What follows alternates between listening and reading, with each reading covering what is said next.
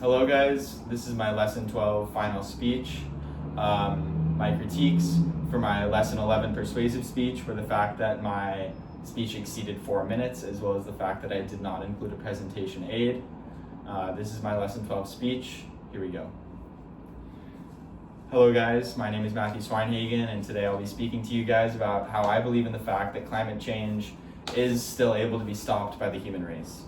So imagine waking up one morning and hearing that your city's sinking, your air quality is unsafe, and you can't get any food because of crop failure. Even here in cities like New York, we are seeing rising temperatures, stronger storms, especially recently, and higher living costs that are directly affected by environmental changes. So despite these challenges, I do believe that sustainability is still possible if we take actualized, meaningful action today. First, I'll explain why many people believe that sustainability is no longer achievable. I'll then go on to show evidence that real solutions exist and are happening today. And finally, I'll show how individuals and communities can make sustainability a reality. So I think people believe sustainability is no longer possible due to a few reasons, one of them being climate change is accelerating every day, wildlife populations are declining, and pollution continues to increase globally. According to the United Nations, global temperatures are rising faster than anyone could have predicted, and many ecosystems are under pressure. This compounds with new issues that we have to face, such as the extreme issues and extreme water usage that AI data centers use, and new legislation which invites logging and oil drilling, as well as the United States dropping out of the Paris Climate Accord in 2024. According to green.org, in 2024, AI consumed 90 billion gallons of water, and they project that AI will consume up to 1 trillion liters of water in the year 2028.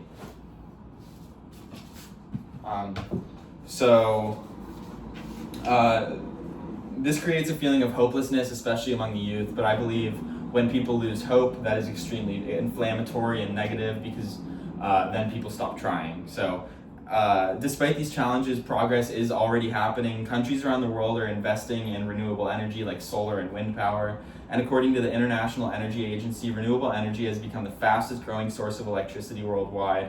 For example, gas-powered school buses are being traded out for electrically powered school buses in New York City. According to the NYSERDA, or the New York State Energy Research and Development Authority, by the year 2027, all school buses that are purchased will be electric, and by the year 2035, all school buses in that fleet will be completely electric.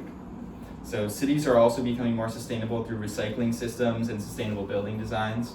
For example, urban tree planting programs reduce heat and make cities healthier places to live. These changes prove that sustainability is not just a fun idea, it's already taking place. Sustainability is not only about governments and scientists, it also depends on everyone's everyday choices. There are a few things that you can do to curb your effect against the climate. One of them is using public transportation instead of driving yourself every day. Support sustainable businesses instead of large corporations, and conserving energy and water by unplugging devices and just being mindful of when you're using your electricity and water. Small actions multiplied across millions of people create a huge change. And sustainability is not just one big solution, it is millions of solutions working together in tandem, and basically, just a bunch of people believing in the greater good of the earth working together. So, I believe sustainability is still possible, but only if we choose to act, and only if we choose to act now. The future of our environment is not already decided, but the choices that we make today will determine the kind of future that our future generations inherit. The question we should be asking ourselves isn't whether sustainability is possible or not, but whether the fact that we are willing to come together and make it possible as a civilization. Thank you guys. My name is Matthew Swinehagen, and that was my lesson 12 speech.